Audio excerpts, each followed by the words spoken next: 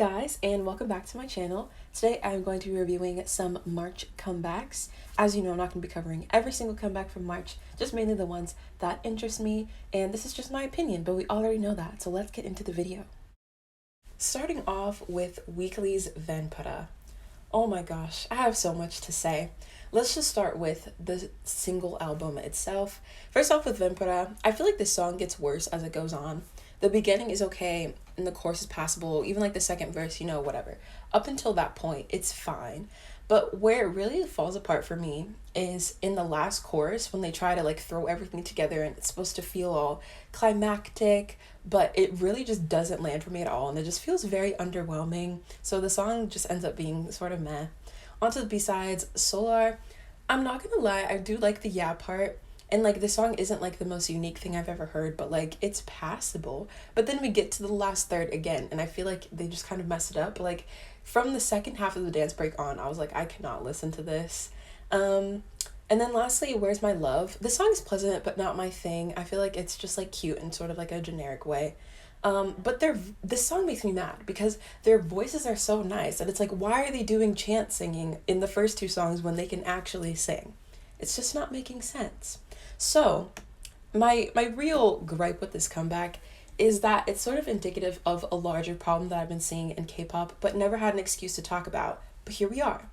And it's when girl groups debut with the cute concept, and then like 2 to 3 comebacks later, they are suddenly a girl crush group. It is very frustrating for multiple reasons. First of all, I feel like it just isn't really proven to be successful because if you debut with a cute concept, your fans are going to come to expect that from you. So when you suddenly change it, they're going to be upset. And then your fans are like, well, what do we do now? Because you're now appealing to a group of people that isn't them.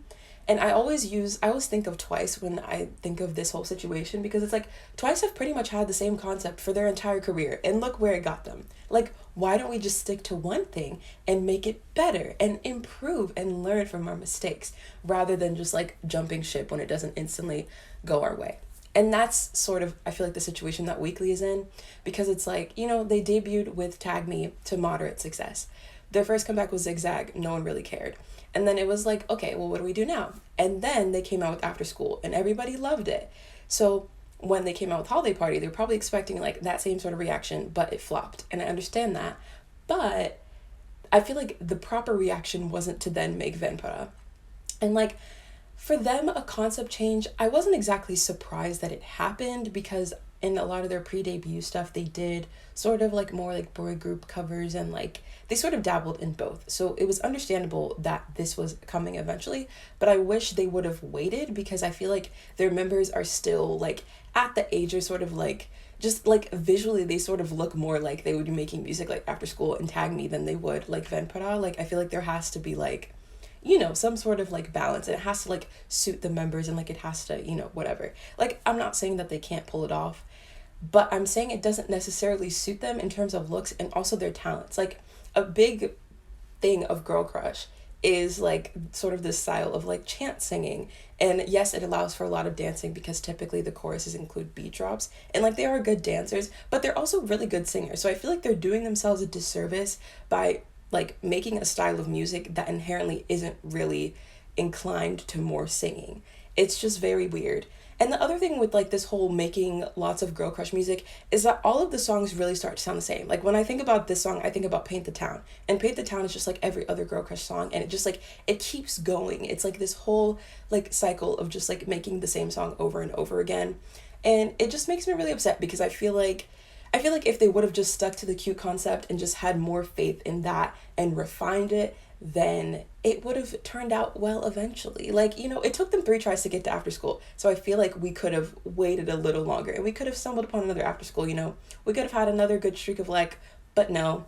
So honestly, for their next comeback, I'm not going to be mad if they just pretend that this song never happened and they just make another cute song.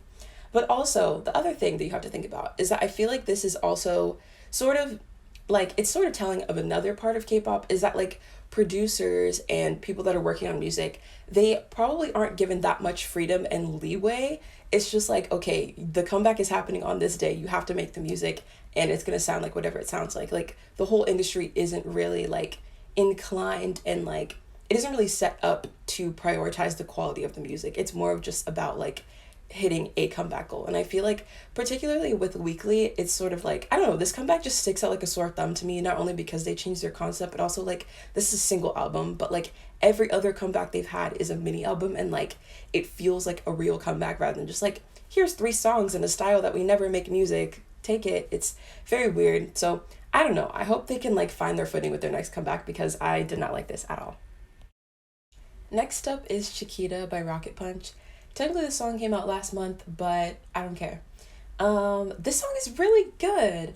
I know that a lot of people are tired of retro music after it was everywhere in 2020, which I think is weird because like retro music has always been a thing, and I understand like everybody's making songs like that, but like it's been 2 years. Like I think we're allowed to make retro music again, and I don't care if everyone else is tired of it because good music never gets old. I really like this song. It's super fun. And this being their follow up to Ring Ring makes me feel like retro music is kind of just their thing now, which I really like because I think that's super fun and cute and it really suits them. So, yeah, I like this song. Next up is Look at Me by Irina. Technically, this isn't K pop, but again, I don't care. I like this song. I think I would have liked it more without the drop because the drop is kind of just, it's okay. Like, it's not my favorite thing ever, but I don't hate it either. But she has a really nice voice, and I think this song is really classy, and it's nice and has like a little bit of attitude in it. Just like, it's a really nice song to listen to. And this honestly makes me glad that she didn't end up in a group like Kepler or any other K-pop group, because K-pop groups are notorious for paying their Japanese members absolute dust. So I'm glad she gets to have a career where she gets more than 3 seconds of lines every comeback, and I'm excited to see what kind of music she makes in the future. Next up is Feel My Rhythm by Red Velvet. I love this song. The music video is beautiful, and I love all the art references in it. It's so cool. The song is just really good. Like, I really have nothing eloquent to say. I just love the song. And honestly, I love this mini album too. Like, I guess the easiest way to put it would be to say that the only song I don't like on it is Good, Bad, and Ugly, which sort of has that same like coffee shop vibe as Where's My Love by Weekly, which I'm just not into. But other than that, I love all the other songs. My favorites were like Feel My Rhythm, Beg for Me, and In My Dreams. If I had to pick one favorite, I would probably say In My Dreams, but Feel My Rhythm is like right there behind it. I don't know, I just really like all the songs on this, and this is already one of my favorite comebacks of the year. It is just up there, and I'm obsessed with it, and like I'm gonna be listening to this mini album on repeat all year. Last but not least, we have Glitch Mode by NCT Dream. I really like this album, starting off with Glitch Mode itself. My one complaint is that the chant is too reminiscent of every other NCT song ever, particularly Let's Play Ball and Connection. So I like that the chorus isn't overly reliant on that, but still the fact that it's there, I'm like, okay. Now, it could be argued that that's like a staple of the NCT sound, but they can make a staple of their sound without making all of them sound exactly the same. Anyway, I do really like the song though. My favorite part is the There Was No You, There Was No Me part. So good. And I love the glitching choreography. It looks so good. Like, particularly in the music video, it is just divine. I think it's just like they get it just right with like the angle and sort of like adding a little bit of movement to the camera. It just looks really good. It looks good when they perform too, but like in the video, it like looks really, really good. Onto the B-sides. My favorite song on the entire album is Teddy Bear, but I also really like Replay and Arcade.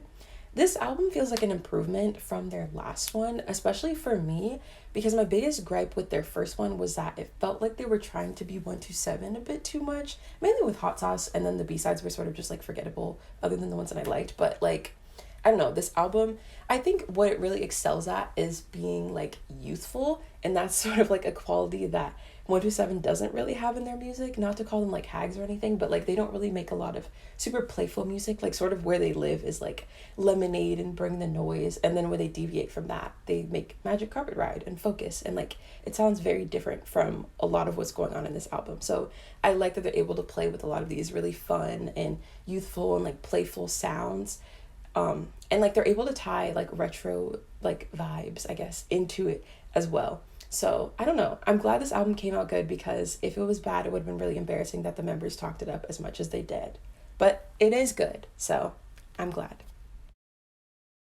That's about all I have to say. Thank you all for watching, and I will see you in my next video.